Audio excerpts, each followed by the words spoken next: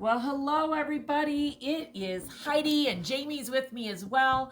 We're here at Hen and Chick Studio in Conrad, Iowa, and we're here to talk about our Sunday Best Sew Along featuring the Sunday Best Quilt book, which you just saw there and that we have put on our website and everything, but up there for you to see. It is our 101 product. It is a great book. Let's just start by talking about this book. It's a great book. Let's chat about the book. It is a great book with great patterns and has 12 projects, I believe it is. And it's going out of print. It's going out of print, and we did secure a few of the books so that we have plenty to do our sew along, and we have kits. We have all sorts of kits that go with this book because it is so good. And there's something about, they talk about that, don't you feel good when you put your Sunday best clothes on and you're, getting dressed to go to church? And even if you don't, I just gotta say, Sunday best, even if you don't choose to make a quilt out of this book, just looking at the book. Oh, it's beautiful. It's so it much is beautiful. Fun. And it's, is it Corey Yoder and Sherry McConnell. Yeah, but I interviewed Sherry McConnell several years ago when I had a radio show, and yes, and it's beautiful. It's just a beautiful book. So certainly love having this book available.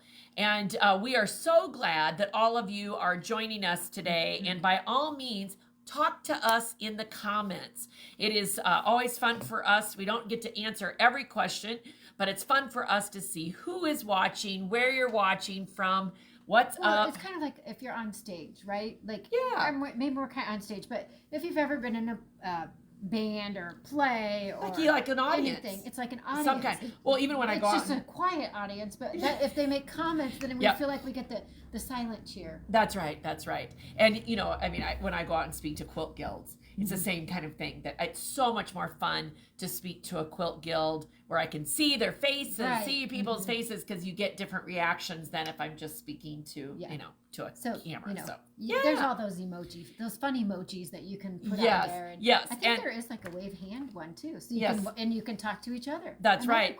Sometimes they do. They say, "Hey, I see so and so on that." We had a couple friends that ended up on the same thing, and they didn't know they were going to be on the same thing. So yes. And I can see already a couple of our regulars are jumping in. Welcome, Marla and Vicky. Glad to have you both here.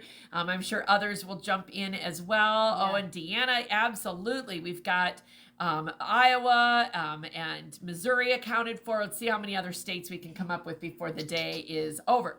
But what are we doing today? Okay, so just want to make sure, bring everybody up to speed. We're doing a sew along, and it's our own rules of a sew along. It does not match anybody else's sew along, okay? And we are doing this sew along, we're doing 4 weeks of videos. So we pick a pattern, which in this case was our Dayflower. Yep. Right, and I'm gonna just show you what Dayflower looks like there by showing you the kit. Okay, so we picked that particular pattern. So if you say, you know what, I don't want to do the sew along and participate, you just want to watch, fine, no problem. If you actually want to be able to make the quilt and to be able to enter it in our awards, our opportunity to get a little reward for making your piece, then you have to be able to use the exact pattern that we have. Which is found in once again Sunday Best Quilts. And so other than that, there's no charge for... There's no charge for watching the video, for sharing tips and tricks. There's no charge for any of that. No, and it's one of those things, there's so many different things that we know you're going to benefit from, whether or not you make Dayflower. But if you want to participate, you could have started a couple weeks ago when we first announced this. You could start today. You can start tomorrow. Yep. April 13th is going to be the deadline for uploading your top. If you think you can be an overachiever and start on April 12th, go for it. Might be a little difficult. I thought you were going to say an overachiever and have it all quilted and bound. Well, that'd be Minerva. That would be Minerva. Yeah. And a couple others probably. Yes. But but in a good way. We love that. The top does need to be, or I don't even need to be. It is required. The top needs to be sewn together. The quilting and the binding do not have to be done to enter that is correct. That is correct. And so before we get into the cutting tips, because that is what we're here for. So week 1 the video was all about fabric selection. So you can go to our website at henandchickstudio.com/Sunday Best Sew Along. Put some hyphens in between the words, and you will find, and we'll put the link in here later and stuff too. But you'll find the very first video. You'll find as we keep adding things. That's where the link will be to upload. Yep. Okay. I'm gonna open the book closer while you're kind of going. Yes, and just to show you that again, before we get things out of the way here, there are Dayflower. I showed you the original kit that we came up with. Jamie and I and Goldie and Virginia, we are actually working on the Marless version of Dayflower. You're going to see some of those fabrics here in a minute. We also have a kit for Pier 44. Whoops, I just went past the did confetti. you go past that one? Nope, confetti. Oh, and confetti. sweet confetti using House and Home. So you do not have to purchase the fabric to participate in the sew along from here.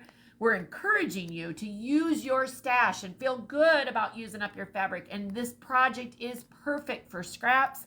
Minerva showed it. It was perfect for jelly rolls. There's Pier 44. What's that? There's Pier 44. I just got okay, Pier 44. So you can see that there is a lot out of this quilt that you can get benefit from. And so love, we got more people joining us, and that is wonderful. We've got Minnesota now. Wonderful. Okay, Yep.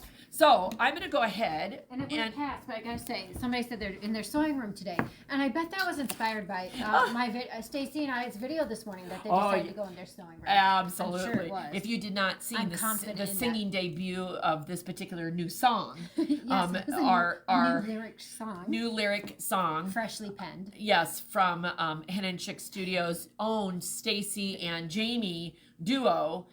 You'll have to go back and watch videos from earlier That's the today. reason that my hair has gone up the rest Oh of the day. my gosh, It was awesome. So I'm just going to move those out of the way so that we're... So as we start to talk about our cutting tips, now remember, we're going to talk a lot about the Stripology ruler in this particular case because not only is it applicable to cutting this particular pattern or sew along, but it transfers to any project you're going to do. Correct. And I think this is a great example of saying that the Sunday Best Quilt book is not from Gundra Nurla. Right. It is not a GE quilt design book. Right. But it works so well with the Stripology rulers, and you can start translating, looking at... It's a time save. And essentially what I think is the benefit of the way that the Stripology rulers are well thought through, is it does end up almost being a time saver. And we all know that sometimes it's hard to find enough time, and the more efficient you can be with your time,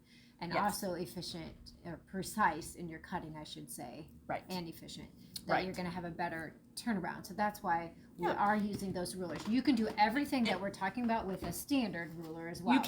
You absolutely can, just a little more time consuming because you have to pick up your ruler. So things that we're not, maybe you aren't going to touch on all of those things today, because remember, we do have on our website a lot of free resources. If you go under the inspiration tab, you're going to find things like, first, our cutting tips and tricks video, where we do show you some differences between cutting with a straight ruler and then cutting with a Stripology ruler. Right. So that's for our new friends, because we know we have when we're talking about traditional ruler, we're talking something about this. This is not part of a traditional ruler. This is a product that we added for, which is currently on back order. Yes. So that's what we're talking about when we say traditional. That's correct. And again, I think every quilter needs both of those rulers because there are definitely different reasons for having them. But anyway, so a couple other things that you're going to find for resources on our website, because in every stage of the making of a quilt, there are important tips and techniques. And so today we're going to be talking about cutting, but we're going to be talking about piecing next week. And that starts with a great, perfect 1/4 inch seam allowance. And we did a video with Celine Perkins from Perkins Dry Goods talking about how to figure out your 1/4 inch seam allowance. So definitely, check that one out, kind of thing. And we have a pressing one from Alicio Irons. Some things that we're gonna, just some great resources there. But this week is about cutting. Next week is going to be about piecing. The last week will be about finishing. Right.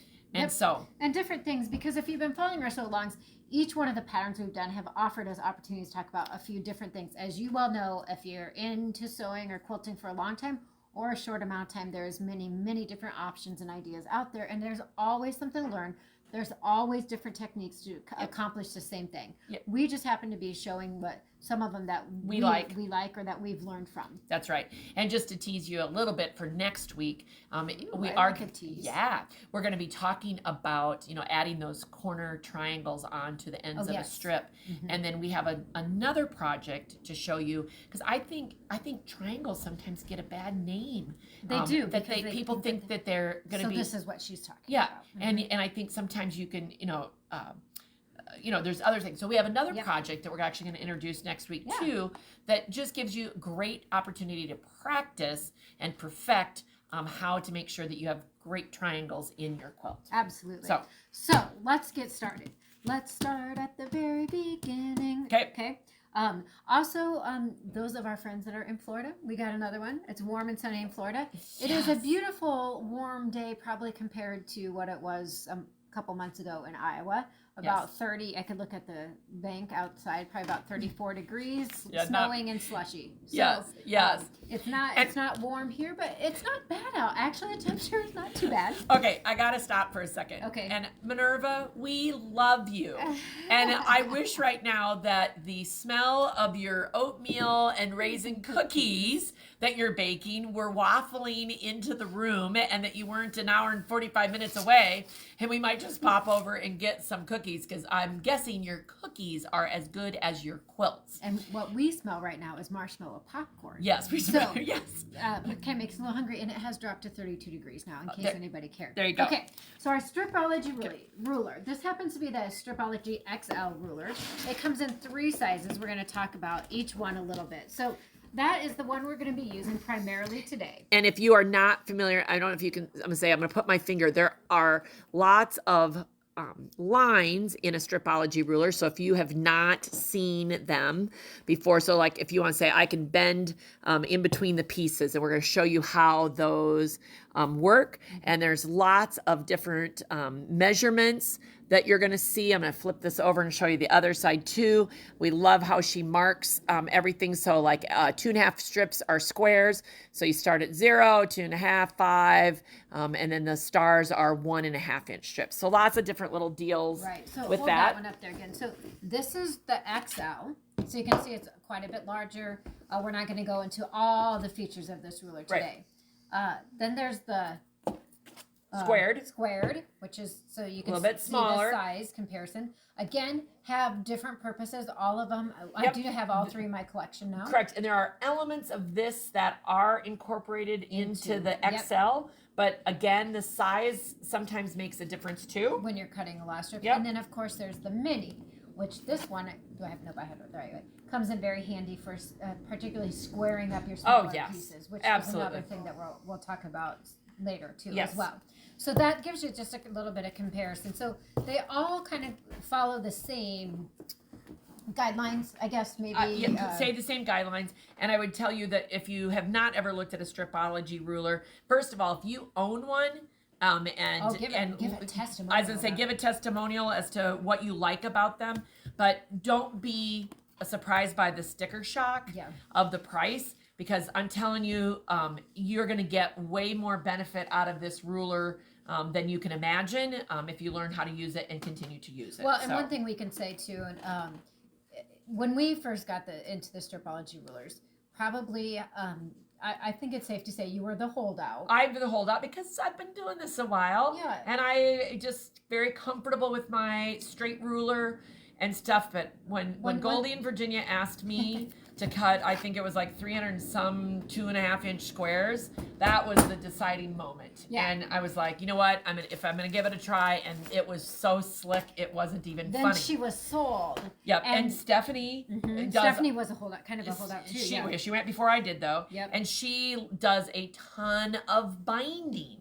And for the binding strips alone, she was sold on how easy it was to use the Stripology Right. So ruler. questions about it, ask away. We may not get to it right now, but of course, we're always happy to go back and look at it. We're trying to look at the comments as they come in. Yeah. Again, you can give your feedback and tips to other people. It's a conversation between all of us. That's it's right. open right now as far That's as that. right. Okay? So add those in. So when I have to cut strips, so talking about 2.5, we're just going to basically focus on 2.5 Yep. today. And do you want me to run the camera here and see if we can? So here's a pile that we've cut for our Dayflower of 2.5-inch strips. I think what I like about it is you notice how consistent they're just cut.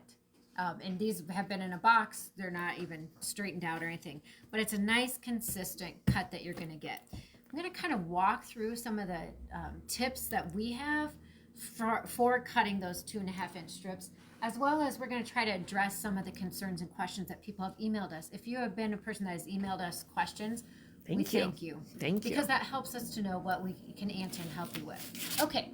So we're going to go right into this, and we may have to shift around a little bit to get it on the camera nicely. Obviously, this is just a big hunk of fabric that we had. You went to your stash, you found some fabric that you're going to use for your Stripology or your sew along or whatever project. Yeah, so actually you need 3 yards for that contrasting fabric, and actually that piece right there would be perfect for a contrasting. Great one. And so when you have fabric coming off the bolt, right, you have a crease from the bolt fold, if you'll call it. Heidi, fill in the words if you need to on that. No, you. Okay. Then you also have your salvage edge. Again, we're kind of going over some stuff because we do know that we have quite a few people that are maybe a little bit unfamiliar with some of the terms or need reminders. So I have the fold right off the bolt and the salvage edge. When I am using the Stripology ruler, the trick that comes in here, and it's going to be a little bit kind of on the edge, so I'm going to do this. And Heidi's going to tell me what we need to do if we need to. Yep, I'll adjust for you. So here's my fold right here, and here's my salvage edge. And some of this might be reversed, seam reversed. But the key to this is having a fold back this way, right? And I want to make sure that this fold and the salvage edge. So let's say I have a bolt of fabric that has, I don't know if I have any, a really wonky, that one's not.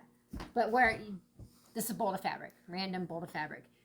If it comes off and this is really wonky, like that, definitely going to suggest that you go ahead and repress it, kind of lining up your salvage edges better.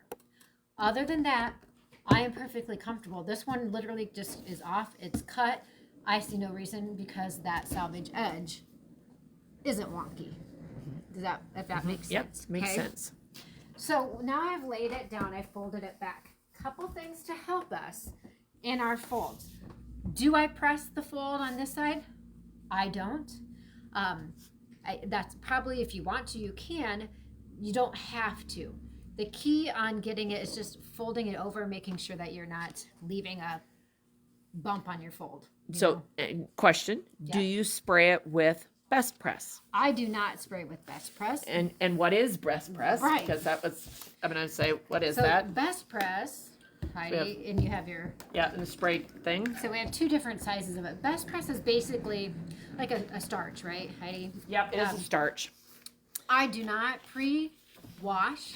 Now, here's another debate we're not going to get into. No. Heidi and I do agree on this one. We do not pre-wash or pre-starch any of our fabric before we do it. Right. Because there's a natural, I'll say starch that's in the fabric, a finish that's in the fabric when it comes right off the bolt, that if you do wash it, that comes off, then you're going to need Best Press to do some things because it's going to get very stretchy. Yep. But and we can talk about Best Press a different day. If you have questions about it, it's just basically like a sizing that helps it. Yes. The only time I personally use Best Press is if I have really small pieces, and I don't even use it until I'm pressing. Yes. I never pre-starch. So Again, some a people might personal like their fabric a preference. little stiffer, Right. and if they do, then Best Press is perfect Yeah. for that. So it's just that's a personal preference. Okay. So now I'm ready to cut my fabric, and if I do it this way, it's going to be upside down. Well, do you want to? Should we try it this way? Okay. Or if I go this way? You're fine. I think it's okay. Can they see it? I think we can see Can it. you guys read upside down? We No, can. I need to go this way. I gotta go this way. Okay. So now what I'm looking at on here is that my fabric is that the straight edge or my fold edge here and my salvage edge fold slash at the bottom are equal, right? So that they're straight. So I can pick whatever lines. I can do white or I can do black if you can see that at all on there. So I'm looking down here. Is that straight on that edge and is it straight on this edge? This happens to kind of be between two, but I can take this white line right here that's on a square and see that it's even. Okay? Yep. So that's the first step in it. And then I'm going to walk around here so I can cut a little bit. Okay, and then, so now that we have that, we've folded it back. The duck ears or what dog ears. Dog ears, thank you. Or anything on the where you might get a little extra elbow on this side. That comes in, I really feel like, to how just making sure you fold it and making sure that you're not sliding your ruler as you cut. Also considering the angle of your blade when you're cutting. Okay. So when I'm coming in here, I can also start on the other side and cut from that fold across. Okay, either way you want to start it and lay it. The first thing I want to do is zero out this side. So I have a clear straight edge, because if you look here, you can see there's some under fabric or another layer of the fabric hanging over. So I'm laying my zero down. Now, putting the blade in, and we've heard some people have it. It takes practice on this one. And I know you can't see me. I'm using my hands if you can see my hands. Yes. There is a learning curve and practice on this. So we're using the 60 millimeter blade. You can cut 4 to 6 layers of fabric. If you try to cut more than that, it's just harder and to use. We happen to be using a 60 millimeter. When you're coming into the slot, coming in at an angle in the slot and then going up, you can, of course, miss the slot on accident. But again, I'm actually feeling that my blade is in that slot a little bit. I don't know if you can see it going down in there. Yep. And then tipping it up. Yep. Okay? If that helps at all. So I'm going to come back. And definitely gift yourself a new rotary blade. Oh, yes. When you do this, Yes, you know, because it's like butter when you get a new one. Yes. Okay, so I'm going to come back to the side. I'm going to my zero, and I'm going to cut up. The other nice thing about this is, and this one might need a new, as we just said that, this one could definitely use another one. What was I saying? Can't even remember. The rotary cutter, the blade angle. Yep. There you go. Get in there. We'll go over to it. Okay. So I've zeroed it out. I'm going to take this off and show you what that does. Normally when I'm going to cut, I would not do that, but I want you to see why we did that. So that got rid of all my little layers that were hiding under there. So now I'm starting with a nice clean edge. Okay. Yep. I'm going to come back over now, and I'm going to line that edge up with the zero. Again, Jamie is just showing you that so that you can see what has happened underneath of there. Yep. You normally would not pick it up when you're cutting. And that is the essence, if you will, of why I love the Stripology ruler. Okay, so I'm going to cut 2.5-inch strips, and let's say I need 5 2.5-inch strips. I don't even have to cut. I don't have to count. I just go through. So I'm coming in. Here's my 2.5. So I know, because I got a cheat sheet. Every square is 2.5. Yep. So my math doesn't even have to be good today. Checking to make sure it's aligned straight at the top and the bottom. Coming into my 2.5. There's 1. There's 2. There's 3. And just like when you're cutting with a straight ruler, there is a certain down and forward pressure that you have to put with your rotary cutter. You don't want to be, you want to be at an angle, meaning you don't want to be up. You don't want to be cutting like this. You still want to be like this 45-degree angle right here between here and here. So you want it to be, again, that angle so that the pressure goes through. You do not want to be at an angle, meaning that you're putting your blade at an angle. The blade should be up and down. But again, you don't want to cut with your hand way up here or way down here. You want it that nice 45-degree, just sort of like you do when you're cutting with a straight ruler. And some people, if they have this particular one, a different handle, find it helpful to put a finger on top to help know what the angle is. Just little things. And again, if you have something different. Right. And you prefer the ergonomic. I like the straight one. Yep. Don't know why. It's just probably what we're used to. Can you use a 45? So the 45 is a smaller blade. Yes, you can use the 45.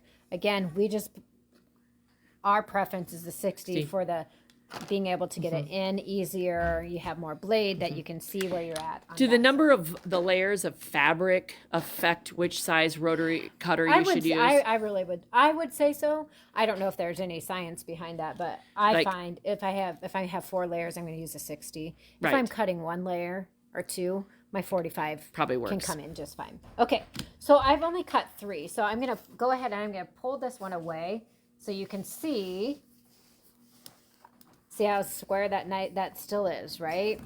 Okay, now I'm going to lift this up and we're going to kind of do a couple things. So I'm not going to move my fabric. The cuts are, the slices are right here. The easy part would be now if I just need the strips, because on the day flower I need different lengths of it, I can easily pull them apart and then cut whatever size I want from there. I want to show you how easy it is. Well, if I was doing binding, boom, boom, boom. You're done. Right there. But I do want to show you some tips on moving your fabric. The least amount you can move your fabric, the better you're going to be, because your layers are staying consistent. So then, on this case, I'm going to cut 2.5-inch squares. I'm going to leave my fabric as it is. We should have moved you over a little. We should have, but that's okay. I'm going to come in here. My fabric hasn't moved, but I need to repeat the same thing. Now it doesn't matter what line I use, I can use any line. I need to come over here. But you're lining up the line with the straight edge. A straight edge now. Instead of the fold, now you're actually using the cut edge. Right here. But I still need to come in here and do what? Gonna zero it out. Get it zeroed out, and this is gonna be a little reach for me. Again, the pressure that you keep on your hip. I think I can move a little bit. Okay. The pressure, you got to keep some pressure on your mat or on your ruler, whatever kind of ruler it is, because again, the little dog ears or elbows can happen even if you slide just slightly your mat when you're cutting. Yes. You could end up with a little bit of a wave. Typically, if that ever happens, you're going to sew it out anyway, or you're cutting it off because you're getting rid of that fold. Yeah. So now I'm going to come in and go 0. I've zeroed it out. And now same thing. I'm going to go 2.5. Notice I'm putting my angle in, coming in. Straightening it up. Straight. My blade is perpendicular. I'm going to exaggerate here a little bit, but even if it's that much, can you see that at all that I'm turning it? Yes. I'm not getting that straight line all the way up here. Right. And as I push away from me, it's going to push the fabric more, which on the fold then would possibly create that little elbow. So keeping it straight and going up. So, okay, and I'm not going to cut more. Nope, you're good. So now, I'm going to move this off. I'm going to pull these pieces away because these are wood. But so now I have all of these squares already cut, right? Isn't that awesome? So 4, what is there, 4? 4 in a pile, so 2, 4, 6, 8. I mean, you got, so times 9, 4, 36. And and some rectangles. And if I needed less than that, let's get rid of these guys so we can get that nice pile right there. But let's say, and of course I just said we needed a new blade, and we did. Normally I wouldn't tear it, but we're not using this. So if I now had as many of the squares as I needed, but I needed let's say a 4.5-inch piece. I'm just opening those up, same thing. Laying it on my ruler. So I should have 2 straight edges, but if not, same thing can happen. I can slide over. Let's say the fabric shifted a little bit. I can slide over, zero it out, cut my 6-inch strip right there. So this is perfect for all the squares that have to be at your cornerstones. This is how you would be cutting your cornerstones. Yes. The other thing I would say on this is, at this point, we're not using these lines on the mat. No. Okay, so that's something to think about. If I wanted now, let's say I had to move these away and do some other things. Now I can use them, and I'm going to put them on and leave that little gap in between so I can make sure that I'm kind of getting them lined up. So now I'm using that yellow ruler, or yellow line. Little line. Little yellow line. And same thing, and I don't have enough space this way, but I can add. So I'm going to use my 2-inch instead of my 0. I'm going to come over just slightly because see how they're all lined up. The ruler. I'm going to come over just slightly because I've shifted a little bit now. And then the same thing. Go ahead and 0 this out, but I'm using my 2-inch. And let's say I need a 4.5 inch, so 1, 2, 3, 4. And just like that, I have 6 of that size. Okay. Very cool. And then, which we need our new. Well, and part of it's the mat. And this is where, you can imagine here at the store, we do a ton of cutting, but a mat can wear out and can be as much of a problem as a dull blade. Yep. So if you have a nick on the blade, or you have the kinds of grooves that we have here in the cutting board because of all the cutting we do for our fabulous customers, you can end up with a problem. It's probably about time for a new mat. And I'm kind of reaching, and I'm not really over the top doing the best. But you're good. Hopefully that you can see. So that is using the XL ruler. On the Dayflower, of course, there's different directions and different sizes of strips that you have to cut and subcut into. Again, there's a little bit of a learning curve. That's kind of up to you. We could tell you step by step how to do it, but then you need to do it yourself. You have to learn. You have to be, everybody, what is it when they say that? Everybody has to have some skin in the game, right? That's right. You can always go back and then subcut, but that should give you the basis of how to start doing that. Now, the other thing, Heidi, let's show real quick, is that you could use this ruler and accomplish the same thing by slicing your fabric. You want a piece of fabric? Sure. Okay. We won't cut, but you can do your. Here's the end right here. Where's the end? Right here. You could just cut one. Yeah. And this one I wouldn't fold in half. I would just leave it. And you go over your 2.5 inches, which everything's backwards now to you guys. Yeah. And you would line literally it up here. Yep. And then you would cut your 2.5 inch strip, and then you would move it, pick it up, and move it, and do it again. Yep. So hopefully you can see why our suggestion for efficiency in time and accuracy in cuts really is it's so helpful. Now there are of course lots of guides already built in, like the squares, the system that she has, that all the squares mean 2.5, the stars mean 1.5. But she also has some handy dandy little stickers, and you can see we've got some purple arrows here, but let me stitch. So let's say that way it helps you know if you have to cut where you're cutting. You can mark it on right. the So ruler. you can see that I'm adding in here the Bright and the Fruity Fiesta stickers. So if you need extra visuals, because we're all different about that, but if it's sometimes it's just nice that if I always know that the purple arrow is exactly where I need to cut, that it gives you an opportunity. And you could mark something like 3 in purple, yellow, red, so that you know each cut is different. That's right. As well. Now you won't be using these on this project, but there are also the point trimmers that come along with the Stripology rulers, because there are lots of projects where you want to basically pre-cut the dog ears off so that it's easier to match pieces together. So I just want you to know that there are some accessories that go with it. And if you really like all of the Stripology rulers and everything that goes with it, there is a wonderful, wonderful Toteology bag. The only one that we currently have in stock, because it's all that's available, is the purple. But oh my gosh, all 3 rulers fit in here. There's an extra piece, I think it's on the inside. Right here, extra place here for like stickers and the trimmer. You can put a mat inside of here. It is, it's got a nice handle to it. So if you do like to retreat or go sew at other places other than your own, then having... Or I even put mine in my bag at home just to help protect. Well, yes, and somebody said that they were using it as a storage at home so that they knew where they were, because that mini one could slide in different places. Yes, it can. And so that is something that, definitely want to, think about. A couple other things that we just want to point out. Next week, the project that I'm going to introduce has a lot of trimming involved in it, or has, I shouldn't say a lot, but some.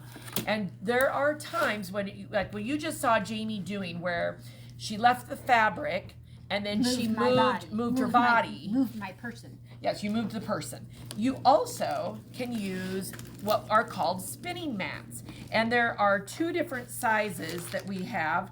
There is the 17-inch spinning mat and then the 12-inch mat. And they are just a nice, simple thing that if you really do want to, like I'll say, trim without having to move your person, and maybe because maybe you don't physically have a table that works, then these mats can be great for that, like when you're trimming blocks and doing that kind of thing. And we'll probably talk about that more next week when we're talking about some of that with the piecing stuff. But it's just another tool. Now we realize that not everybody can have everything right away, especially if you're just starting. These are something to consider. They're great things to put on your list in the future. Another thing that you can do is literally pick your mat up and rotate it. I've done that before too, because I'm like, oh, I don't want to move this, because there is that rule: the less you move the fabric, the less you handle the fabric, the more accurate your cutting is. Yes. And so that is something. Now I forgot to put the rotary cutters on, but just to give you, again, just to show you that we do have both 45 and 60, so you can see them side by side, and we do have both ergonomic and straight, and we've got a couple colors.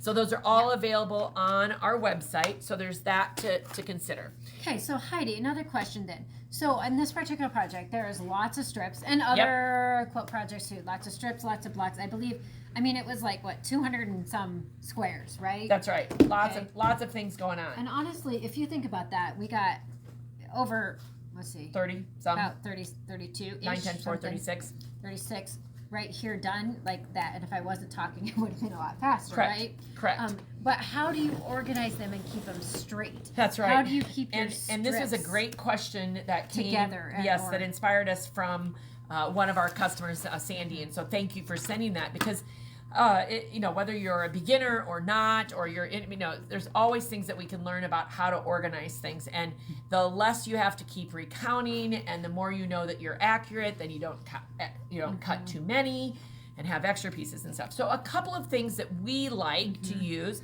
One would be the jumbo clips, and I am going to, those I should have. I thought I saw we had one in here, but maybe we don't. So the jumbo clip is, in essence, is just a nice clip that will put your fabric together. I thought we had one, but apparently we don't. And it's just a way of quickly grabbing those pieces so that you can go. And sometimes I like to put a piece of paper that says what it is under the clip. 36 squares. Clip, and you've got it. Yes, and you've got it. And then we want to show you these fabric cases. And they are a fabric strip case. Yes, and here, let's open it up. Okay, flip it open. You could do all sorts of things. It's got some dividers in it so that you could hold things down. I don't know if it's easy. If you do this. Yep, there you go. Put them out there.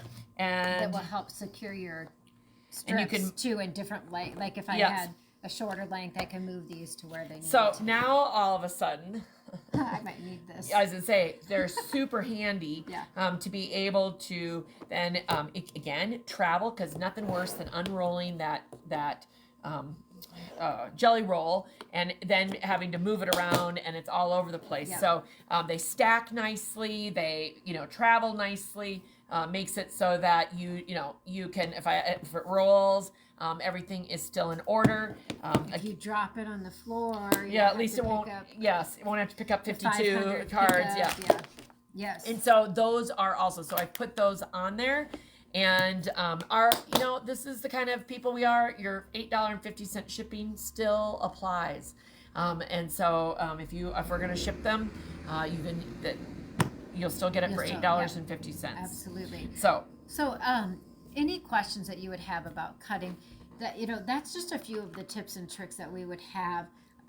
This project in itself is pretty straightforward in the cutting, because everything is squared or straight, 90 degree rectangles and squares and rectangles.